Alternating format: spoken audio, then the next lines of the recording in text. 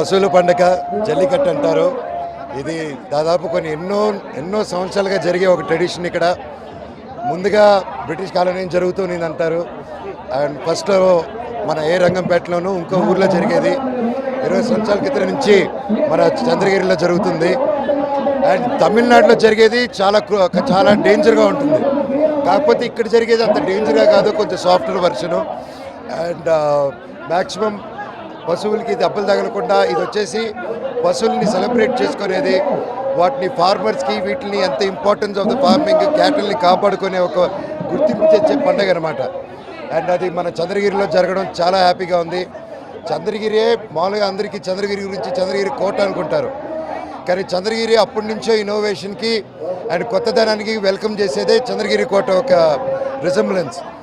అప్పుడు ద్రవిడన్ను తర్వాత మన విజయనగరం సామ్రాజ్యం ఉన్నప్పుడు వాళ్ళిద్దరు కలిసి కట్టిన కోట అనమాట.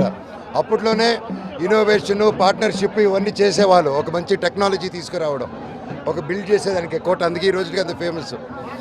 అండ్ చంద్రగిరి కోట ఎంత గొప్పదో ఇక్కడున్న ప్రజలు కూడా అంతే గొప్పవాళ్ళు, ఇంకా మంచి వాళ్ళు. అండ్ ప్రతి సంవత్సరం ఇది జరుగుతుంటుంది. అండ్ ఈసారి కూడా చంద్రబాబు నాయుడు గారు సంక్రాంతికి వచ్చినప్పుడు ఇక్కడున్న స్కూల్స్ కానీ మొత్తం చేశారు. స్కూల్స్కి స్పోర్ట్స్ అన్నీ పెట్టారు బాగా.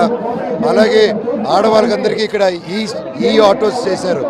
అంతకుముందు చాలా కష్టపడేటోళ్ళు వాళ్ళు.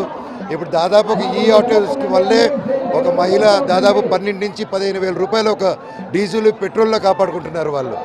అండ్ ఇలాంటివి అభివృద్ధులు ఎన్నో జరుగుతున్నాయి. అండ్ ఇక్కడ కూడా చాలా ఫ్యాక్టరీస్, చాలా ఇన్నోవేషన్ రాబోతుంది చంద్రగిరి చుట్టుపక్కల. అండ్ చంద్రగిరిలో ఉన్నంత యూత్ చాలా యూత్ ఉన్నారు. చుట్టుపక్కల అంత యూత్ లేదు. ఈరోజు బయటికి వెళ్ళి పనిచేసే వాళ్ళే కాకుండా చంద్రగిరి వదలకుండా ఈ చుట్టుపక్కల ప్రాంతాల్లో ఇంకా యూత్ ఇక్కడే పనిచేసుకుంటున్నారు. వాళ్ళకి మంచి ఫెసిలిటీసు అన్నీ త్వరలోనే వస్తున్నాయి. అండ్ ఈ ప్రాంతం ఇంకా గొప్ప అభివృద్ధి చెందుతుందని గట్టి నమ్మకంగా ఉంది. అండ్ పండగకి ప్రతి ఒక్కరికి శుభాకాంక్షలు. రాజకీయాలు ఏది మన చేతిలో లేదంటే అంతా దేవుడి చేతుల్లో ఉంది.